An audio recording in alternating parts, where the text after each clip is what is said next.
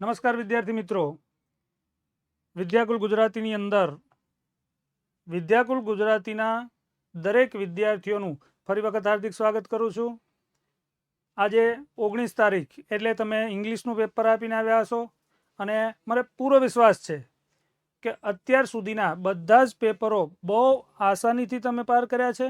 આજનું ઇંગ્લિશનું પેપર પણ તમે આપણી સંસ્થાના જે શિક્ષકો છે, કેતન સર છે, ધ્રુવી મેડમ છે, એણે જે તૈયારી કરાવી છે એ પ્રમાણે તૈયારી કરી હશે અને પેપર પણ બહુ જ સરસ રીતે લખીને આવ્યા હશો. તો હવે પછી કાલનું પેપર એટલે કે 20 તારીખ ગુજરાતી, એમાં પણ આપણે ખૂબ સરસ રીતે એક એક ટોપિક પર ચર્ચા કરી છે. સારા વિદ્યાર્થીઓ, સારા શિક્ષકો અને સારા પ્રશ્નો, આ બધું ભેગું થાય એટલે સરળ જ હોય. અને ગુજરાતીનું આવતીકાલનું પેપર પણ એટલું જ તમારા માટે સરળ હશે એવું કહી શકું કે અહીંયાથી જે તૈયારી કરી છે તો મોટા ભાગનું તમને રિપીટ લાગશે. હવે આજનો લેક્ચર એટલા માટે બનાવ્યો છે કેમ કે 19 તારીખ અને સીધી 20 તારીખે ગુજરાતીનું પેપર છે. એક જ દિવસમાં તમારે આખા પેપરની તૈયારી કરવાની છે. તો બીજા વિષયની જેમ વિષય વસ્તુ ઓછું નથી ભાષામાં. એક ગુજરાતીનું પેપર તૈયાર કરવા જશો ને એટલે 3 વિષય જેટલી તૈયારી જોઈએ. તમે ક્યારેક ગણતરી કરજો, કેમ કે પ્રશ્નો માટે નવનીત તૈયાર કરો, ગ્રામર માટે ગ્રામરના ચોપડાઓ ફેંદો અને જે 35 માર્ક્સનું 12થી પૂછાય છે એના માટે તમારે નિબંધમાળાઓ આ તે કેટલું બધું વાંચવાનું. તો એક દિવસમાં પૂરું થઈ શકે નહીં. તો મારા વિદ્યાર્થીઓ સરળતાથી આખો વિષય છે પોતાના મગજમાં ભરીને જાય તો શું કરવું જોઈએ એના માટેનો આ વિડીયો લેક્ચર છે. અહીંયા હું તમને છે ને, તમે પેપર આપીને આવ્યા હશો ત્યારે થોડો આરામ કરી લો. હવે તમે આગળના પેપરની તૈયારી કેમ કરશો કે જેથી મગજને પણ ભારણ ન આવે અને કાલના પેપર સુધીનો જેટલો સમય મળે એમ છે એમાં તમારો આખો વિષય તૈયાર થઈ જાય. તો અહીંયાથી આપું ને એ પ્રમાણે તમારે પ્રયત્ન કરવાનો છે. એટલે તમારે આયોજન પણ ન કરવું પડે. નહીં તો ઘણા વિદ્યાર્થીઓ તો આયોજનમાં કલાકો કાઢી નાખશે. સમય જ નથી, 3 વિષય જેટલું મટીરિયલ છે અને કાલે સીધું પેપર છે. તો સૌથી પહેલા તમારે શરૂઆત કેવી રીતે કરવી, હવે અહીંયા જરા નજર રાખતા જજો. 19 તારીખનું પેપર તમે પતાવીને આવી ગયા છો, તો ત્યાર પછી 19 તારીખના રોજ તમે તૈયારી શું કરશો? 6 વાગે પેપર પૂરું કરીને આવ્યા, ઘરે આવીને સીધું વળગી પડવાનું નથી. રિલેક્સ થઈ જાઓ, આરામથી નાસ્તો કરી લો, ફ્રેશ થઈ જાઓ. પછી 7 વાગે તમારે બુક લઈ લેવાની છે. કેમ કે હવે આ છેલ્લો દિવસ છે એટલે વધારે સમય તો અપાય નહીં કે ચાલો 8 વાગ્યા સુધી રેસ્ટ કરો. બરાબર, 7 થી 8ના સમયગાળા દરમિયાન તમારે નાસ્તો કરતા કરતા આરામથી ફ્રેશ થઈને અથવા ફ્રેશ થતા થતા 1 કલાક એ બી વિભાગના હેતુલક્ષી પ્રશ્નો જ જોવાના છે. કેમ કે એમાં સીધા જ જવાબો હોય છે, એને સમજવા પડે એવા હોતા નથી. એટલે આરામથી એ થઈ જાય, એટલે મગજ ઉપર ભારણ આવે નહીં. તો પહેલું કામ, 1 કલાક દરમિયાન એ બી વિભાગ છે એના હેતુલક્ષી પ્રશ્નો લેજો, સાથે ભલે નાસ્તો કરતા જાઓ. બરાબર, મગજને હળવું કરીને કામ કરવાનું છે. ત્યાર પછી 8 થી 9 સમય છે. 19 તારીખ યાદ રાખજો, તારીખ ઉપર લખી છે. ત્યારના સમયની વાત કરું છું. 1 કલાક તમે ભોજન આરામ માટે લો. હેતુલક્ષી કમ્પ્લીટ થઈ ગયા છે એટલે 6 માર્ક્સનું નીકળી ગયું કામ. હવે 1 કલાક હું આપું છું, તમે બચાવી શકો તો એમાંથી સમય બચાવવાનો, ઓછો સમય છે એને આપો તો સારું. પણ 1 કલાક સુધી તમે આરામ કરો, જમી લો, ફ્રેશ થઈ જાઓ. 9 થી 11 2 જ કલાક આપીશ. 2 કલાકની અંદર તમારે વિભાગ એ અને બી છે એના સવિસ્તાર પ્રશ્નો તૈયાર કરવાના છે. બીજું કોઈ ક્યાંય ખાખા ખોળા કરવાના નથી. મુદ્દાસર પ્રશ્ન જ પહેલા તૈયાર કરો. આ પહેલાના લેક્ચરમાં પણ હું કહેતો કે આ રીતની તૈયારી કરજો તો બાકીની સરળ થશે. બરાબર, પછી તારીખ 20 કાંક પછી આપણે સુઈ જશો ને કે સુવાના નથી? સુવું તો પડે ને ભાઈ, હવે શરીરને સાચવવાનું છે. ટેન્શન નથી, વિષય આપણા મગજમાં જ છે, ફક્ત એને યાદ કરી લેવાનો છે. એટલે આરામ છે એ 5 કલાક જેટલો તો કરી જ લેવાનો છે. પછી સવારે 5 વાગે તમે ઉઠો છો, વહેલા ઉઠી શકો, વહેલા સુઈ જાઓ, વહેલા ઉઠો, સારામાં સારું છે. નહીં તો હું જેટલો સમય આપું છું એટલો સમય તો તમારે કામ કરવાનું જ છે.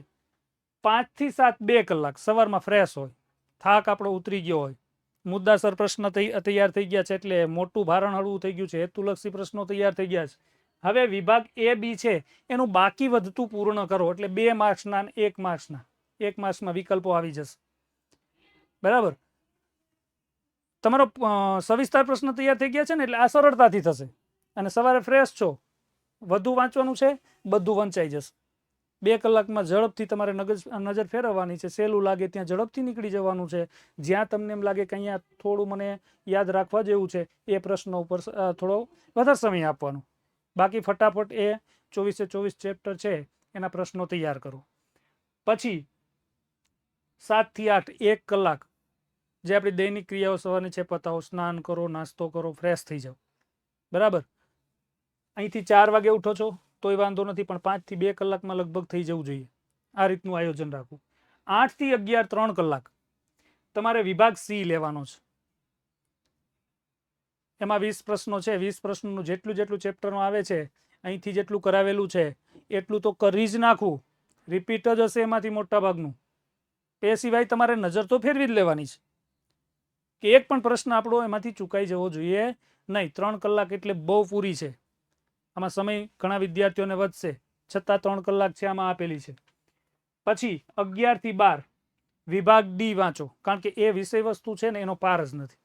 તમને જેટલા કાવ્યો ધ્યાનમાં આવે, જેટલા પેરેગ્રાફ ધ્યાનમાં આવે, એના પ્રશ્નો અને જવાબ તમારે વાંચવાના છે. કાવ્ય કે પેલું સમજવા બેસવાનું નથી. એટલે જેટલું તમારે વંચાય એટલું 1 કલાકની અંદર એ ટોપિક પૂરા કરો. સંક્ષેપીકરણ છે તો એમાં ખાલી શીર્ષક જોઈને ચાલતા જાઓ, બાકી તો તમારા મગજમાં હશે જ. તો 1 કલાકમાં આરામથી એ પૂરું થશે. પછી 12 થી 12:30 સુધી તમે ભોજન આદિ જે કંઈ તમારું કાર્ય છે પૂરું કરો. થોડો આરામ મળી જશે અને આપણું ભોજનનું કામ પણ પૂરું થઈ જશે.